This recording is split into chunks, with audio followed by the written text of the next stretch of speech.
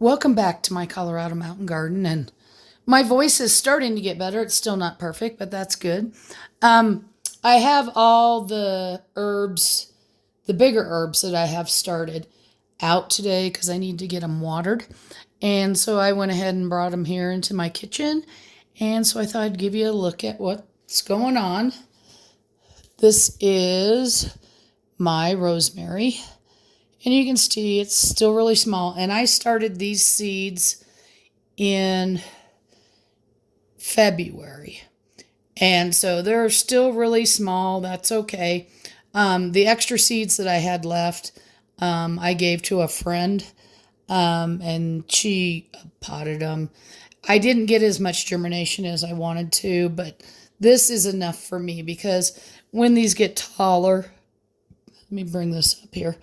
I'm going to cut them. So when they're probably, yay tall, I'll cut them and then they'll start branching. So this will be plenty for me. I like using the rosemary fresh as well as dried. I decided not to do too many plants this year because I have a lot of dried already. So let's move that out of the way. This is my thyme. And again, I don't use as much thyme as a lot of people do. So this will spread. So eventually this will fall down. And then when it goes into the bigger containers, it'll spread all across the ground and I'll have way more than I need. But you can kind of see what it looks like. And herbs don't need a lot of fertilizer. So just the first time after I up potted all these, which were up potted at different times, after they settled in the next watering, I did go ahead and give them fertilizer, but I'm not giving them any today. This is my Italian oregano. It's the only kind of oregano I'm doing this year because I have plenty of dried Greek oregano. And again, this will all spread out and I will have plenty. So I have 2 of those. And for the thyme and the oregano, the pots that I'm probably going to end up putting them in are wider at the top, but they don't need to be super deep. I would say, foot and a half, because most of their roots basically are concentrated kind of down in this area. So that it kind of grows like a carpet. Let's move that one back.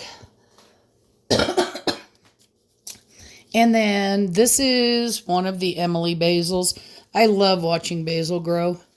And again, a lot of people don't plant as densely as I do, but I do it so that when it's outside, after it gets into the big pot and the wind's blowing, it holds each other up. Plus, keep in mind, if you want to make a pesto or something like that, it takes 2 cups worth of fresh basil packed. So you need quite a bit. So one little plant ain't going to do it for you. Here's another Emily's basil. And the Emily basil is a part of the Genovese family. It does really well for me, so I just keep growing it. Aren't those pretty? All right, and then last, and I'm going to be thinking about how I'm going to support these up. This is the fern leaf dill, and I have some ideas this year that are a little bit different than what I did last year, but I have 3 of those. Each one of these pots that I'm showing you will end up in a 5-gallon container. And fern leaf dill is more for the fronds. So these. And I freeze it. I dry it. I use it fresh. I don't do a lot of pickling here anymore. So I like the fern leaf dill. And a lot of the times it's called dwarf fern leaf. But basically it's just fern leaf dill. The fern leaf is, all the varieties are a dwarf type. So, and I have 3 of those. So I'll have 3 5-gallon pots when these end up out in my big greenhouse. For the dill here, I have dripper rings that are about this big around. I want to say they're 8 inches. They might only be 6. And they fit like a little collar right around the bottom.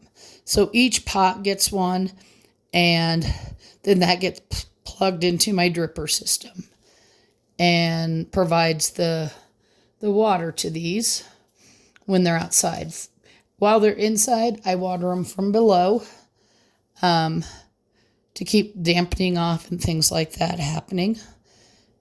But still, by far, when they're little, I love the look of these little basil plants. They're so cute.